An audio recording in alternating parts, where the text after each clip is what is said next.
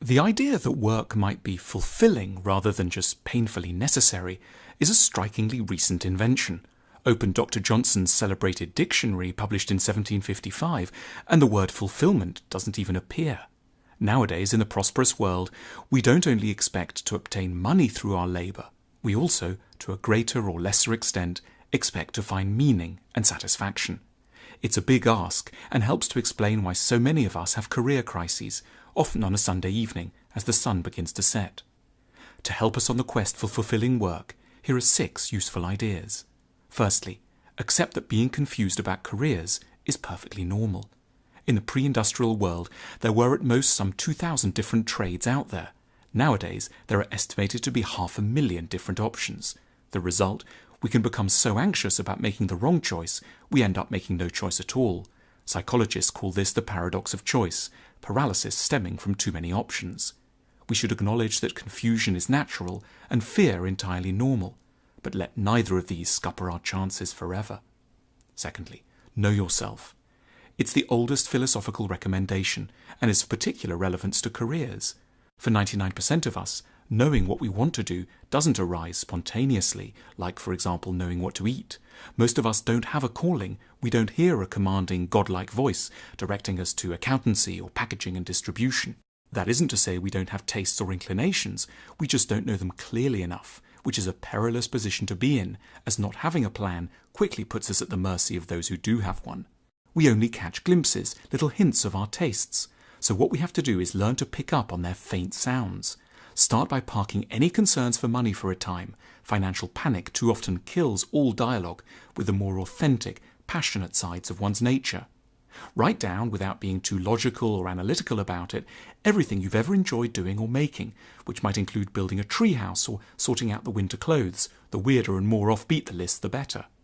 In the long and confused tangle that follows, there will somewhere be the shape of an ideal future working self. But it'll be very messed up and in need of being analysed thoroughly. That's where philosophy comes in. Philosophy is the art of clearing up and demanding logic of our first thoughts. Thirdly, think a lot. If it might take a couple of days, even a week, to choose a new car, it could fairly take a year or more of sustained daily reflection to start to identify a career that fits.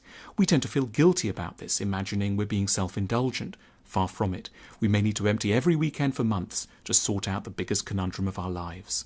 To make sure we don't continue to spend the rest of our lives trapped in a job unwittingly chosen for us by our unknowing 16-year-old selves, we need to be properly generous about the amount of time we'll need to give this. Fourthly, try something. It's tempting to imagine we'll be able to work out the shape of the workplace and of our own characters simply through a pure process of reflection. But we need data, and we can only understand ourselves and others by colliding with the real world, in the process getting to know both it and our own natures. We need to take small, non-irrevocable steps to gather information, for example by shadowing, interning or volunteering. We mustn't think we always have to resign on Monday. We can investigate our futures through branching projects on the side of existing jobs. 5. Reflect on what makes people unhappy. Every successful business is at heart an attempt to solve someone else's problem. The bigger and more urgent the problem, the greater the opportunity. To flex your entrepreneurial muscles, consider an average day and everything in it that might make someone unhappy, from losing the house keys to finding the food a little greasy to arguing yet again with their spouse. Each of these is a business opportunity waiting to be exploited. It's a chance for us to serve, which is what work really is. It's easy to imagine that everything's been done and tried. Nonsense. We're unhappy enough for capitalism to have many more centuries of invention and creativity to it. 6. Be confident. So many bad self-help books are about confidence, it can be tempting to dismiss the whole topic as nonsense. But in a peculiar and rather humbling way, it truly does seem as if the difference between success and failure is sometimes nothing less than the courage to give it a go. The ability to imagine oneself into a role, to surmise one doesn't need to ask anyone for permission, that many of the top positions simply belong to those who dare to boldly ask for them. A lack of confidence is at heart a misunderstanding of the way the world works. It's an internalized feudalism which imagines that only certain people, but not oneself, have the right, preordained, to get certain things. It isn't true. As we know, a lot more is possible than we might think at our moments of timidity and doubt. That's the start of the path towards a job we won't regret on our deathbeds, which should always be the ultimate criterion.